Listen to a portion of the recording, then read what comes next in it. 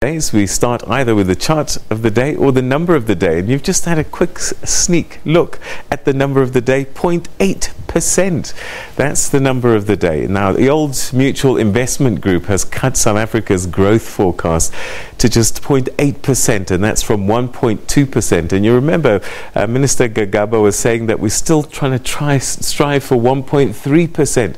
So that's not looking very likely. Old Mutual revised its economic growth forecast after a series of major shocks, including the cabinet reshuffle, credit ratings downgrades, a revised mining charter, and the public protectors challenged the central bank's mandate. It says that South Africa is urgently needing a recovery in confidence to avoid a deep structural decline. In the absence of a material recovery in the business, investor and consumer confidence, the country is at risk of getting trapped in a protracted period of weak economic growth and further social and fiscal pressures. The investment strike could be extended if there was no improvement in confidence levels soon. Now, despite the bleak long-term picture, a stronger second quarter is anticipated based on economic data that's been released so far. So 0.8%, that's a revision of our growth rate. Malusi Gigaba sitting at 1.3, which is probably up here, but doesn't look like it's going to happen. All right, that's our number of the day.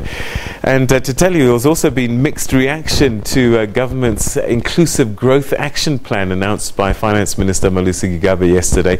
The program sets out bold actions which government intends to take in order to put the economy out of recession. The action plan contains a list of 14 steps to be embarked upon by March next year. They include the privatization of as yet to be identified state-owned enterprises and the partial privatization of others. Gigaba also plans to curb the provision of debt guarantees to SOEs. While many economists have welcomed the plan, COSATU has rejected it. We really reject this inclusive growth plan presented by the minister.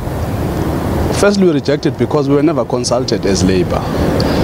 We would have expected the minister to take all the proposals to NETLEC for discussion, because what we need is a comprehensive response to the economic crisis that will be informed by the inputs coming from all social partners, big business, government, Labour and communities. Zwelenzima Vavi's South African Federation of Trade Unions has also come out against the plan. It says it shows that government's talk of radical economic transformation is empty rhetoric, but organized business has welcomed it. Well, I think that it's a good idea because in the final analysis, someone needs to take a stand and say this is what we want to do as South Africans. We are spending too much time complaining. Either we talk about the rating agencies, the junk status, low economic growth, but you do need to get someone who's going to trigger and light the fire, so that there is something that makes all of us as South Africans to focus on what are the things that we now need to do to move to solutions. The Chamber of Mines has also welcomed the action plan, but says it wants ideas aimed at creating policy certainty and to improve investor confidence in the mining industry to be added to the 14-point action plan. Bongeni Muchwa, SABC News, Johannesburg. Well, you heard about the mining charter there, and South Africa has